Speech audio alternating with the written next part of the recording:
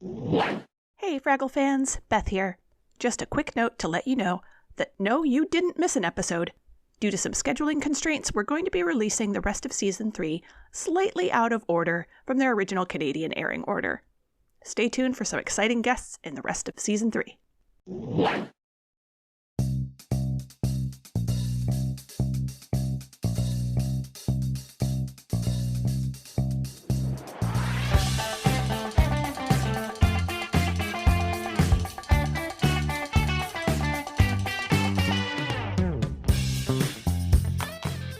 Hello and welcome to Fraggle Talk Classic, the unofficial Fraggle Rock podcast brought to you by toughpigs.com.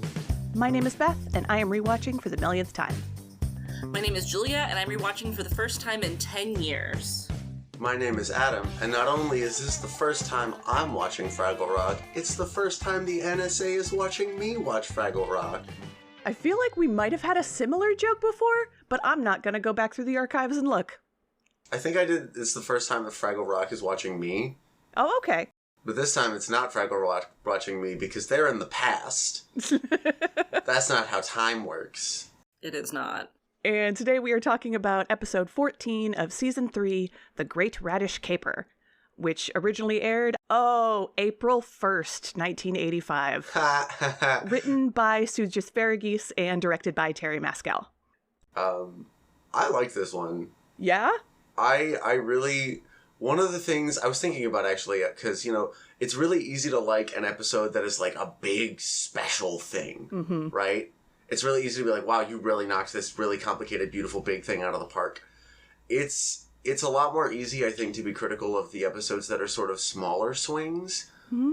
But also, big things are made out of little things, and this episode is simple, but really potent.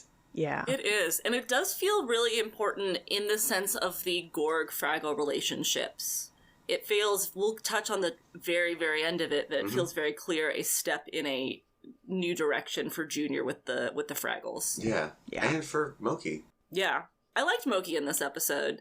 I liked her at the end of this episode. Yeah, exactly. Sure. I mean, we have a lot of complexity on, like, how the Fraggles... Normally, it's like the Gorgs treating the Fraggles pretty rough. In this episode, it's a little bit of a reverse situation.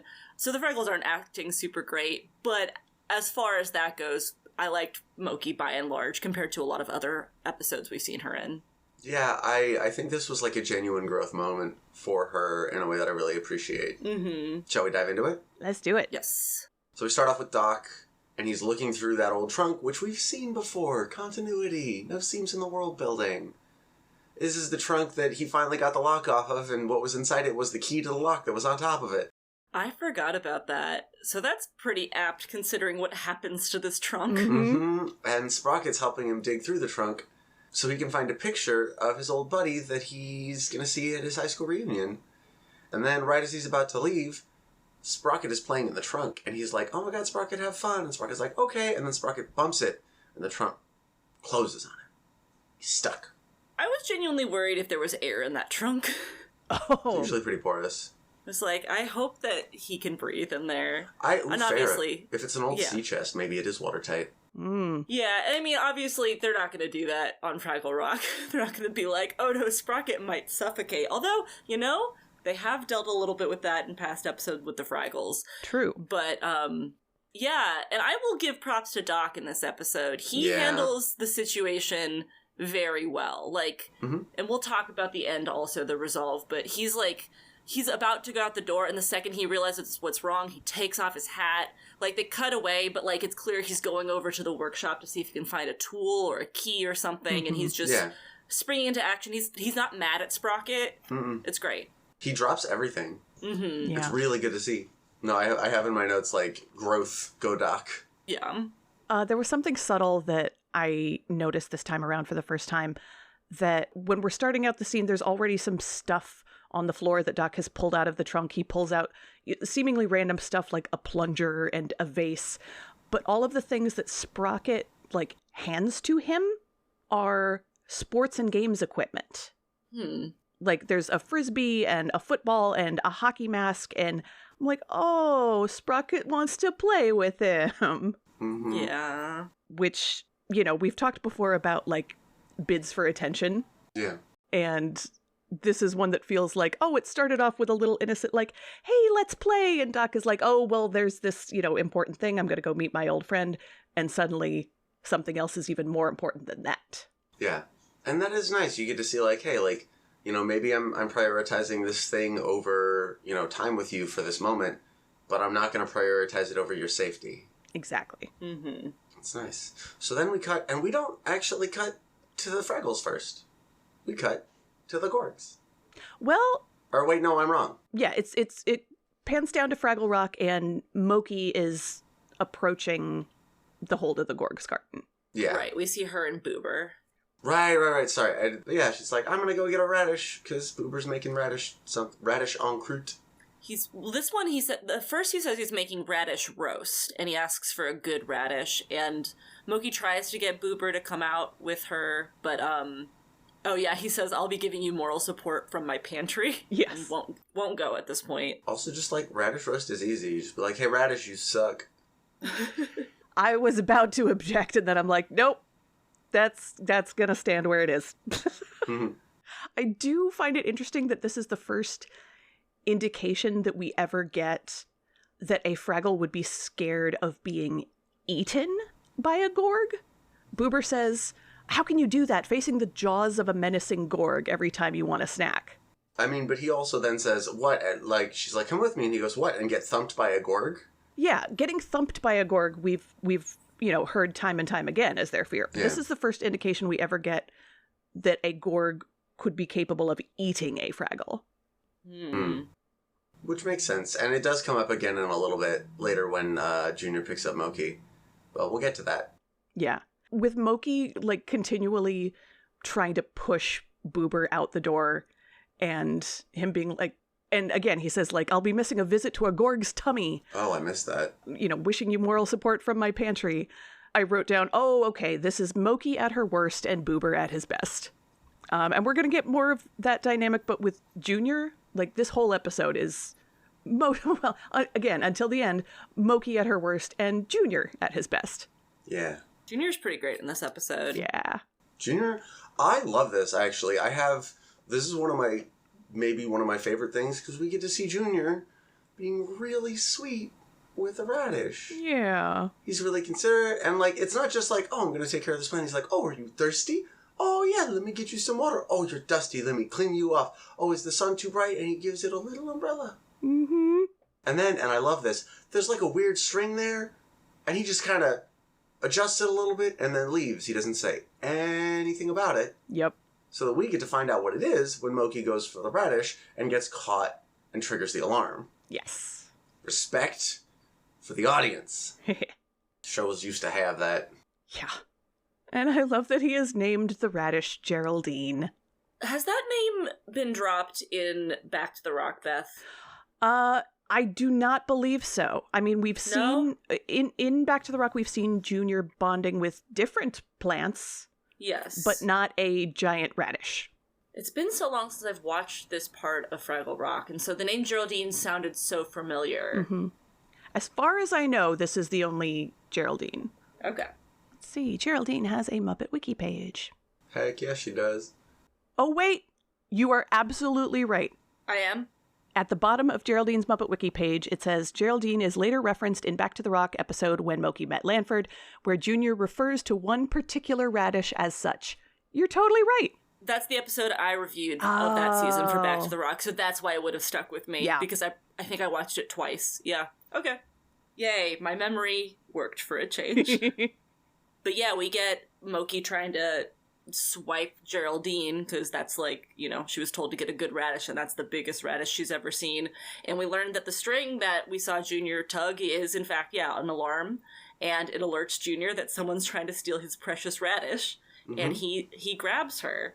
Also, just really quick, is Mokey wearing like a purple turtleneck in this episode? Yes. There was a note in Muppet Wiki that says, starting with this episode, Mokey starts to wear the turtleneck sweater that she had worn as part of her winter outfit in The Bells of Fraggle Rock and Blanket of Snow, Blanket of Woe. So, yeah. Okay. I did not remember that being... She wears it consistently? Apparently, from here on out, yeah. Huh. Okay, cool. But yeah...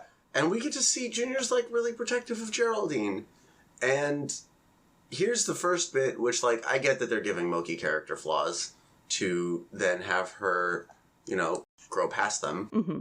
But he's like, oh, no. She's like, I love Geraldine. I gotta take care of her. And Mokey's like, but she's just a radish. Which, first, I love Junior's response, because he goes, quiet, she doesn't know that. But also, hey, Mokey, this is a man caring for a plant so much that he names it and nurtures it. Does that remind you of anyone? Uh-huh. Is there perhaps a plant who is near and dear to your heart that you were very protective of? Mm-hmm. Huh? Yeah. Like, I get that Mokey, in her mind, there's a clear difference between Lanford and radishes. Well, Lanford is sentient. Yeah. He is sentient, and I guess maybe because for Mokey she equates radishes to something that you consume. It's food. Right. So that's probably where she's coming from. But also, yeah, a lot of people have houseplants that they name and that they care a lot about. Mm-hmm. Yeah. Also, is the scaling on this episode weird for anybody else? It felt like it was, like, mad zoomed in. So in some parts, so on the wide shots of Junior, you get the miniature remote controlled version of Mokey that he can, like, physically hold in his hand. And then the close-up shots are when they have a giant Junior hand puppet wrapped around the regular Mokey puppet. Oh, no, I just mean, like, at some point, like, when the Fraggles are talking, the camera's just, like, right on their, like, halfway through their faces. You're not really getting a lot of their bodies in the shot. It just kind of feels like the whole episode is just, or at least some shots of it are just kind of zoomed in more than they should be. I do not remember that. Maybe my Apple TV thing was just being weird. But yeah, so Mokey manages to trick Junior. Yeah. This scene was a little hard to watch. Mokey kind of seizes upon the opportunity to kind of manipulate Junior. Mm-hmm. She just kind of mumbles as an aside, like, boy, do you have a problem? And finds out, like, oh, you hate having problems? Okay, well, I'm going to tell you that you have a horrible problem. A horrible, terrible problem. It is terrible and also horrible. And deep-rooted. Mm-hmm. Very deep-rooted. Which allows for then Junior to worry and set Mokey down, and she runs away, claiming that she's going to tell him what his problem is later. She's like, put me down and I'll tell you. And she runs off. Mm-hmm. And then that just leaves Ma, and he's like, Ma, I'm going to grow roots. And she's like, well, no more watermelon and croute for you. We're going to get you garlic soup, which, like, both of those sound good. So, okay, I have pondered this one. How do you make watermelon en croute? So en croute means wrapped in pastry, and watermelons are, unsurprisingly, extremely wet. Like, do you have to use dehydrated watermelon? Can you dehydrate a watermelon? Apparently yes, but they call it watermelon jerky because of its chewiness, and watermelon jerky en croute does not sound great. You're overthinking it. You just get some croute and then you put watermelon on it. I am not overthinking this. People are expecting me to make radish roast en croute, and I have to figure out how to make that happen. Oh, it's not that hard. Just get some croute and put a radish roast on it. Stop it! And, get some croute, put a radish on it, then say to the radish, you suck! Okay, and what about the stuffing? Get a turkey. Anyway. Or a teddy bear. What? Oh, I get it. There we go. That one took me a second. But so Mokey is bragging to her friends about manipulating this Gorg, which again, it is, I get why it's there, right? It's there to denote a clear lack of empathy. Mokey's generally anti-manipulation. Right. But she doesn't view the Gorg as a person, so she's okay with doing that. Mm-hmm. But everybody is way more interested in this big old radish than her story. Mm-hmm. And she's so mad that she, like, winds up blaming Gobo for ruining her story. And it's like, oh, Mokey, did you want attention? Yeah. Is that what you're looking for? She's got to look cool to her friends. Mm-hmm. Also, speaking of her friends, Gobo's got a cute little hat. He does. I love when Gobo's wearing a cute little hat. His little beanie. It's a good little beanie. Well, this one is kind of, so it's knitted, but it's almost in the shape of like a squat cone. It's not like a floppy beanie. No. Yeah, it's like a honk shoe me hat. So they go out to the Gorgs' garden, to try and get this giant radish, and Gobo says, "That's got to be the biggest radish in the universe." And because we are here to think too hard about things, I looked it up. The Guinness World Record for the heaviest radish weighed 45.865 kilograms. That is 101 pounds and 1.8 ounces. And was grown by was grown by Manda Fermentation Company in Japan, as verified by blah blah blah. 22nd of February 2023. Manda Fermentation is a manufacturer of supplements and special fertilizers made from fermented botanical raw ingredients, and they grow giant radishes every year using their technology. The regular radish is harvested in 3 months, but this particular radish was harvested after 6. Wow. It had a circumference of 113 centimeters, and the root length was 80 centimeters. Dang. So there you go. That's impressive. For the American audience, that's 5.7 freedoms by 3.8 freedoms. Thank you. And then, of course, Junior spots the Fraggle invasion and demands, which one of you Fraggles told me I had a problem? Which means Junior is still at the point where all Fraggles look alike. But the other point on that is, when they all go, we don't know anything about that, we don't know what you're talking about, he goes, oh, all right, beat it. Yeah. He doesn't try to capture them. He doesn't try to keep them. He doesn't try to thump them. He just goes, oh, you don't know what, you're not the one I was looking for? Great, all right, you can leave. Go. Yep. Which, growth. Mm-hmm. So Boober is bemoaning the fact that they can't get this giant radish, says his culinary career is cursed, and there's only leftover Doozer Dust pie, which Wembley apparently hates. Yeah, Wembley brings it up over and over again. But wouldn't Doozer Dust pie still be made from radishes? I mean, in the same way that ketchup is technically made from tomatoes. Sorry, in the same way that the dried ketchup stuck to the inside of the lid is still technically made of tomatoes. Fair. You don't want a pie made out of that. Oh, well, I guess I can bring something different to Thanksgiving next year then. It's fine. No, it's fine. I'll be fine. I'll figure something out. Let's see. So Mokey says she's going to go do it herself and figures... She says she'll distract the Gorg and then they can go and get the radish. Right. And, Wembley asks, what if he catches you? And she says, well, I've escaped before. I can escape again. And she just shrugs and exits. And I was like, aha, the misguided confidence. I love that is the setup to the payoff later, because when he catches her, she tries to do the same thing where he's like, tell me about my problem. And she goes, put me down and I'll tell you. And he goes, oh, I'm not falling for that again. Mm-hmm. Yeah. And it's like, oh, you didn't think he could learn. Right. You didn't think he could adapt. So sure enough, Junior catches her again, and we fade out to what would have been a commercial break. And then when it fades back in, we don't go back to Mokey and Junior. We go to Traveling Matt's postcard. Straight there. No intro. So Traveling Matt is visiting the real-life Castle Neuschwanstein, located in Germany, which has featured in so many movies. Like, you have definitely seen this castle before. It was in The Great Escape. It was in Chitty Chitty Bang Bang. Sleeping Beauty's castle was modeled after it. Yeah. Which castle was modeled off of it? The Sleeping Beauty castle in Disneyland. Oh, okay. But Fraggle Rock is not on its list in Wikipedia. What? Ooh. Gotta go edit that. Exactly. One of our dedicated Muppet Wiki folks. Somebody, one of our Wikipedia nerds, get on it. We know you're out there. But Matt says that he has discovered a long-lost outpost of the Gorgs. He says, where there's a Gorgs castle, there are also radishes. So does Matt just assume that any castle means Gorgs?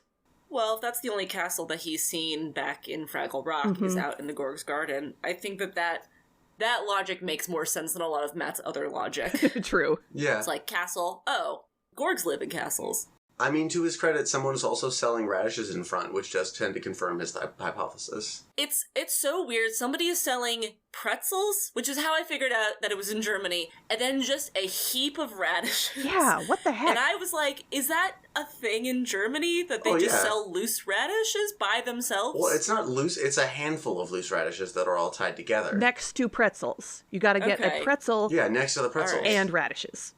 It's a thing. What you do is you find a bunch of German children and you just sort of hold them like sort of like a loose thing of grapes, and the German children all run up and just sort of eat. I'm thinking of birds. Hold on. I always get those two things mixed up, German children and birds. Common mistake. Yeah. German children can't fly. Learn from my mistakes. I just don't think of radishes and pretzels going together. Yeah. In the slightest. Well, that's because you need to expand your imagination, Julia. Yeah, I guess so. I love soft pretzels, and I don't like radishes, so... Need to go visit Germany. Apparently. Speaking of things not going together that should, my friend dared me to dip a strawberry into salsa, and I did, and it was almost really good. Almost. Almost. Was not good, but it was interesting. I did discover that radishes and butter is a thing. Like when I went to anything in butter. Yes, that's true. Anything in butter. But like this was part of the appetizers of like very fancy sliced watermelon radishes with really good butter. And yeah. Nice. So we get to see Mokey having to think on her feet because she goes back, tries to distract Junior the same way she did, and he's not having any of it. And so she's trying to tell him about his problem, and she says, "Do you realize you're talking to a vegetable?" And he says, "Well, who else should I talk to?" Yeah. And like a lesser, weaker show would have had this be a sadness moment. But we just get the line. We even get two of them because at one point Mokey's like, "Well, don't you have any friends?" He goes, "No, what's that?" She goes, "Well, everybody has friends." And he says, "I guess I'm not everybody." Yeah. Yeah, that's pretty heartbreaking. And I mean, we've seen Junior, besides like trying to thump the Fraggles, he has his ma and pa, and his mom is nice to him sometimes. A chunk of the time. His dad, not so much. And he doesn't have anyone else. He's met Wander McMooch one time. He wasn't great. We saw him fantasize about meeting the girl of his dreams. That, who knows if that'll ever happen, and that's all he's got. Yeah. And yet he has no friends, and it's really sad. It makes a lot of sense that, of course, Mokey assumes everyone has many friends because of how abundant and secure her community network is. Like, she has no idea what it's like to be as isolated as Junior is. No. So she is successfully distracting the Gorg, and her friends rush out and grab the giant radish. And they take it away with them. It takes them a while. She distracts them by, like, convincing him to go on a quest to find friends, right? Yes. Yes. She's like, "Oh, you need friends. Well, how do I get some?" "Well, you gotta go on a quest." She tells him that he has to go very far away and that he'll know it when he sees it, when he asks what a friend looks like, what he should be on the lookout for. Yeah, she gives him a bunch of nothing answers. This was also the part of the episode where I realized we were halfway through and we hadn't gotten a song yet. Yeah. Which... Yeah. I know we often don't get a song, like, right away, but at this point we've usually had at least one, if not two songs. And so I found that very interesting, that doesn't come in until... We just have the one, right? That comes in later. Yep. And honestly, I think I prefer that. Like, if they're in a situation where adding a song would detract from the narrative, I prefer that they didn't. Totally. Yeah, it was more just like an observation of, oh, this is different than normal, but it definitely didn't hurt the episode for me. Yeah. So Junior brings along a bag of onion jelly beans. Excellent taste. His copy of The Adventures of Sir Hubris. Haha, callback. Name drop. Yep. And, of course, Mokey. She's the one who knows about friends. I love that. He's like, "Oh, yeah, you're the one who knows friends. Of course I gotta bring you with me." And she's like, "Wait, what? No!" And she gets stuck in a bag. There's a delightful little moment where Boober is leading everyone out to the Gorg's garden, and he just sort of slowly peeks his face out and then rushes out all at once, going, "Ha!" and holding his spoon up like a sword. And they've got this big old frame thing that they're going to use to carry the giant radish back. And I was like, okay, what is this thing normally used for? I think they kind of cobbled it together. Yeah. And they say they've been, praising Mokey all this time, saying like, oh, she's a genius, when she convinces Junior to go away. And they say, with this radish, Mokey will go down in Fraggle history. And I was like, oh, dang, that actually carries a lot of weight. Yeah, given how slapdash Fraggle history is. Exactly. Like, if they actually bother to remember what someone did and record it, then that is a big deal. So, we get to see Junior wandering around, trying to find anything. Yeah. He winds up in like a weird, not quite swampy area, but there's kind of sort of more tropical shaped kind of leaves. Mm-hmm. And he wants to make friends with those, and Mokey's like, those, no. And he still feeds them some onion jelly beans. Yep. Called a flowering lubdub bush. And there's a nice photo on Muppet Wiki of a couple of puppeteers with their arms in the flowers and tubes in their mouths for the little... There's a moment where the flowers stick out their... If they had tongues, they would be sticking out their tongues, but I guess it's like a stamen or something? Mm-hmm. Mm-hmm. It's when they're, like, spitting the jelly beans back out, right? Yeah. Yeah. And then Junior also asks Mokey, like, well, what should I be looking for? And she tells him a friend is someone who you miss when you're not there, or when they're not there.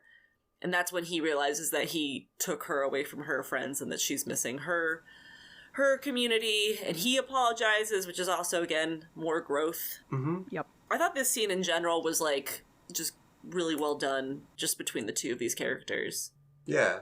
It's a scene where you have multiple characters having multiple realizations. Exactly. Just from having them interact with each other. Yeah. He says, you mean because I took you so far away, you miss him? Gee, I'm sorry. Do you want a jelly bean? I was like, okay, perfect apology.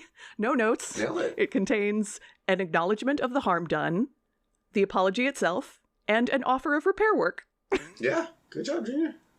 And there's also just a really sad line where he goes, like, I haven't found any friends. Maybe friends are not in season. Yeah. So he decides he's going to bring her back and sees that Geraldine is gone. And he goes, Geraldine, she left me, and without even saying goodbye. Yeah. And again, Junior has like a full emotional breakdown about this. He's genuinely heartbroken. Mm-hmm. And a weaker, lesser show would have had the strings about how sad he is, and oh, look at the sad man. Oh, he's so sad, isn't that important for the lesson? And they just let him cry. Yeah. And show us Mokey realizing that she messed up. The instant assumption that Geraldine abandoned him rather than the Fraggles took it. Mm-hmm. That was so heartbreaking.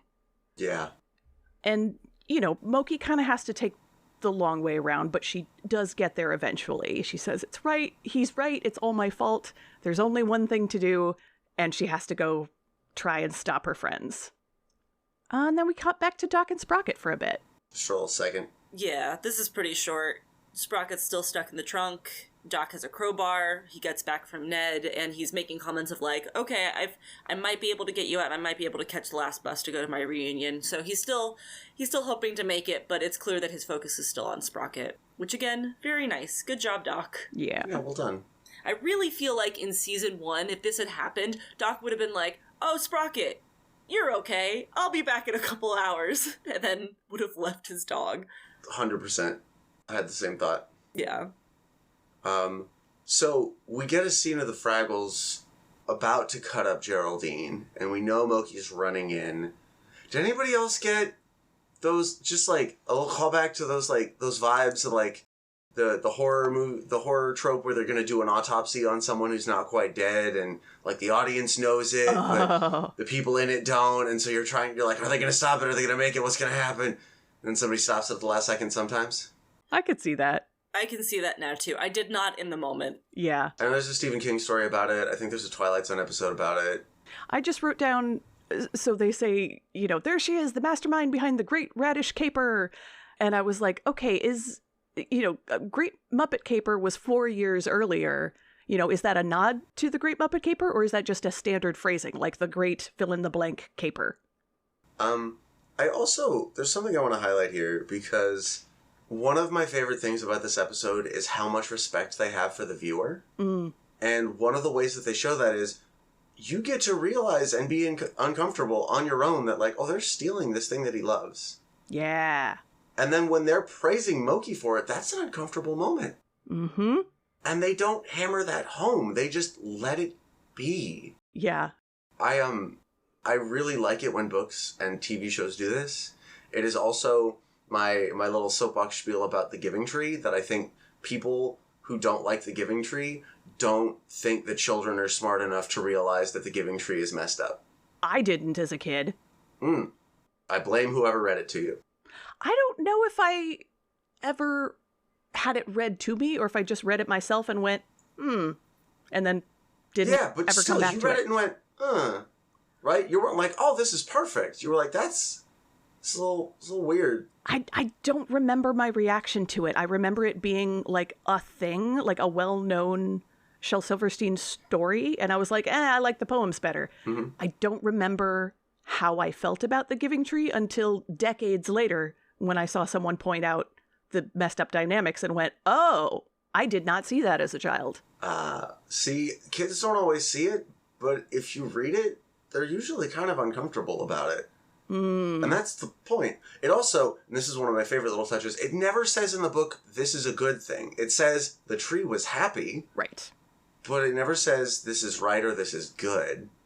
Or the tree was in a healthy relationship. Yeah. Yeah, it never says that. And there are people who are sometimes, at times very happy in relationships that are very unhealthy. Mm-hmm. In part because they have not checked in with themselves enough to realize that they shouldn't, that happiness is not necessarily coming from a healthy place. Yeah. And this episode does that same kind of respect of like, oh, this is uncomfortable. This is not great. Yeah. And I like that. And so Mokey insists that they return Geraldine. Mm-hmm. But when they get there, Junior's not there. Yeah. He's left a very sweet letter. So the beautiful contrast between what he's writing and how the letter actually comes out. He writes, "Dear Geraldine, hark and forsooth. Since you are my only friend, I am leaving the Empire to search the universe for you and complete my quest. If you get back before I do, don't leave without me. Love, Junior." But it's just a picture of a crossed out Radish and a broken heart and Junior crying and footsteps leaving the castle with a big question mark. Mm-hmm. Yeah. It's good stuff. And so she decides she needs to go get him. And she makes Boober promise to not touch the radish. Mm-hmm.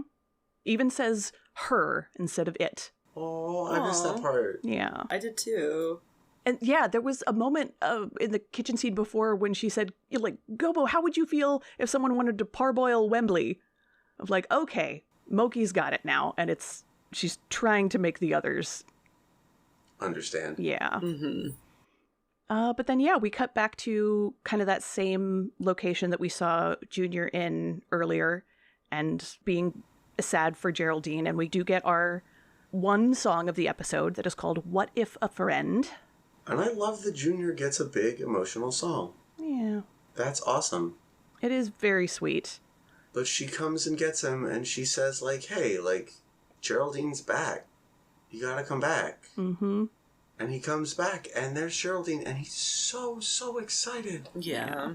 And she turns to walk away, and he says, wait. You came all that way to get me? Mm-hmm. And she goes, yeah. And he goes, thank you. And then he goes back to fawning over Geraldine, and Mokey turns away and goes, yeah, what are friends for? Yeah. Yeah. She says, I couldn't just let you wander the universe when I knew Geraldine was here all the time, could I? And I was like, aha. Now we've gotten the flip of Mokey's internal moral compass that, like, she could have just let Junior wander the universe. But something flipped, and she's like, nope, I can't do this anymore. I have to do the hard thing. Yeah, and this is the big, like, her, even though she's saying it to herself, and it's almost like an aside, and maybe there isn't a ton of thought put into it, but her saying, what are friends for, just feels like the baby step in the direction of, oh, there's maybe going to be more here that we're going to see. Yeah. As, we've seen Fraggles interact with Junior now a number of times, but this, yeah, the more we get, the more, I don't know, intrigue there is to the bond that there could be. Who knows? And that flip is so fascinating because what we get to see is her applying the same kind of care that she would to one of her friends as a Fraggle because she's starting to realize that he's a person. Right. And he even says, that's the nicest thing anyone's ever done for me. And I was like, I believe that. He's probably right. I believe that 100%. Yeah. Same. And then we cut back to Doc. And Doc has finally gotten Sprocket out And then he goes to leave to go to the reunion and comes back in and goes, the last bus just went past. Yeah. And he reassures Sprocket. Sprocket clearly feels bad. Doc's like, hey, it's not your fault. You weren't trying to get stuck in the thing, and it's okay. And like, yeah, he's got the tag, like, the landing line of, it would have been cool to see an old friend, but not at the expense of my best friend. Mm-hmm. But that's not even the important part to me. The important part is he goes, hey, it's not your fault. Yeah. He doesn't blame Sprocket. Very important moment.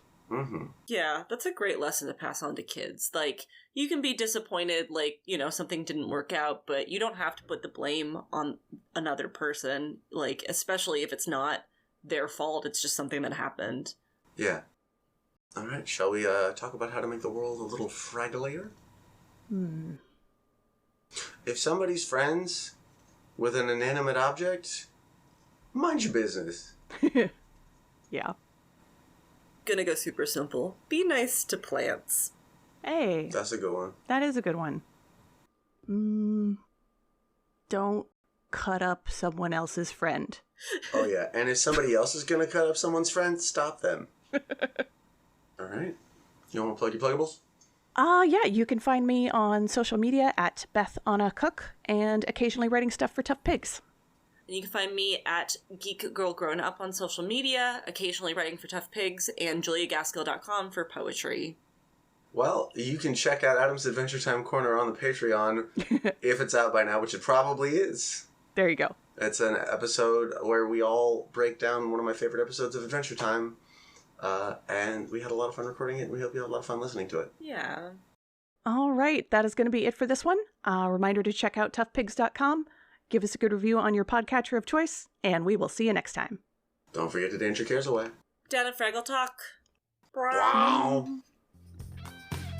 Fraggle Talk Classic is brought to you by toughpigs.com. Fraggle Talk art by Dave Hulteen Jr. The Fraggle Rock mark and logo, characters, and elements are trademarks of the Jim Henson Company. All rights reserved. Fraggle Rock theme song, written by Philip Balsam and Dennis Lee, is used with permission. Special thanks to the Jim Henson Company and the entire Fraggle Rock family. For more from Tough Pigs, follow us on Instagram, Blue Sky, and Facebook, and make sure to check out our Discord server, TeePublic merch store, and Patreon. Fraggle Talk Classic is produced and edited by me, Beth Cook. Thank you to Joe Hennis, the Tough Pigs Muppet Fan Podcast executive producer. Thanks for listening, and we'll see you next time, down at Fraggle Talk. The Great Radish Caper, which originally aired, I forgot to write down when it originally aired. It originally aired in a year, and it was written and directed by humans. Sometime in 1985, I remember that much. Written by Sujis Faragis and directed by Terry Maskell. See, you narrowed it down a lot. Good job. We got there. You took all of time and narrowed it down to 1 year, and you took all of humanity and narrowed it down to 2 people. Wait, hang on. Muppet Wiki, it's pulling up. Oh, April 1st, 1985. Ha ha ha. That's great. Oh, you got me. You got me real good with that one. It's a belated April Fool's joke because of that. That was clever. Well done. I did not do that on purpose. Oh, you don't have to be bashful about it. No, that was clearly a brilliant, well-executed scheme. Oh, thank you. Yes. No, I totally did that on purpose.